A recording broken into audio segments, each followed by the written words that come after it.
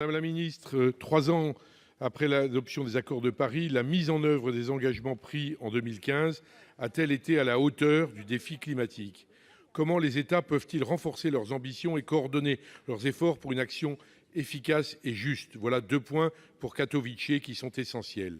La France porte dans la mise en œuvre une responsabilité particulière, vous l'avez dit, c'est à Paris qu'a été signé l'accord, c'est la diplomatie française qui a été moteur et qui a joué un rôle capital dans cette issue positive.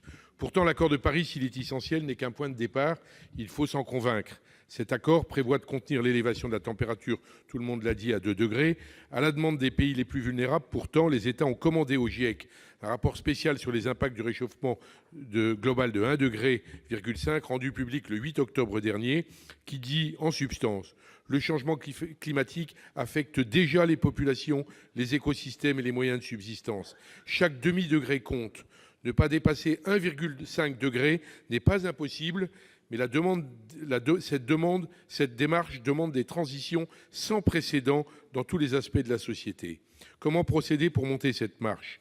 Certes, la France n'est pas seule, puisque vous l'avez dit, Madame la Ministre, c'est l'Union européenne qui mène les négociations pour ses membres. Mais chacun sait aussi que les points de vue ne sont pas unanimes au sein de l'Union européenne. Comment se passe, Madame la Ministre, la négociation entre les pays de l'Union ? La France est en train de réviser sa stratégie, c'est ma première question. La France est en train de réviser sa stratégie nationale bas carbone. La Commission européenne va proposer une feuille de route à 2050, alors qu'une révision à la hausse des contributions climat est attendue d'ici 2020 dans le cadre de l'accord de Paris. Comment faire en sorte que fonctionne la promesse de Paris, celle d'un accord dynamique et fondé sur l'émulation et la solidarité ? Et la troisième condition, c'est que la transition soit juste. Elle est essentielle pour que les gens l'acceptent. On le sent aujourd'hui dans le climat français, il faut s'y tenir. Merci. Merci, Madame la Ministre. Merci, Madame la Présidente. Monsieur le sénateur, il y a beaucoup de choses dans votre question. Je vais m'assurer de pouvoir répondre aux différents points et aussi d'avoir bien compris.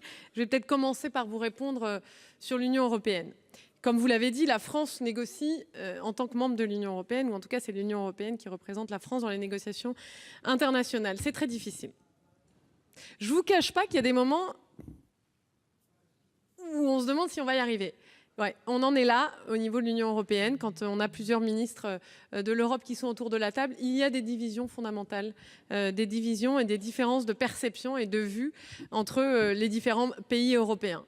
Peu à peu, à force de dialogue, et la France est très moteur sur cette question-là encore, et nous échangeons beaucoup et de façon continue avec nos homologues, mais il y a des différences de perception, clairement.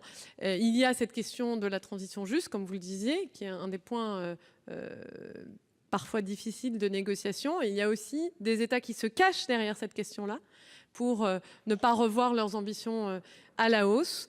Toujours est-il que nous sommes parvenus à obtenir que l'Union européenne négocie en tant qu'une seule entité. C'est déjà une étape importante, même si on aurait aimé que ce soit plus ambitieux. L'Union européenne la Commission va aussi s'engager à produire une stratégie qui puisse lui permettre de revoir ses ambitions à la hausse, et en tout cas à présenter une stratégie à la hausse. Nous avons plusieurs approches pour mobiliser les partenaires européens. Par exemple, nous nous réunissons entre groupes de pays ambitieux, environ une dizaine de pays, dans le cadre du Green Growth Group.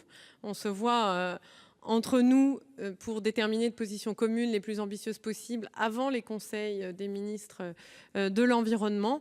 Donc vous le voyez, c'est un dialogue permanent, mais c'est un dialogue qui est très difficile et qui parfois a bien du mal à se concrétiser en objectifs et en actions ambitieuses. Merci. La parole est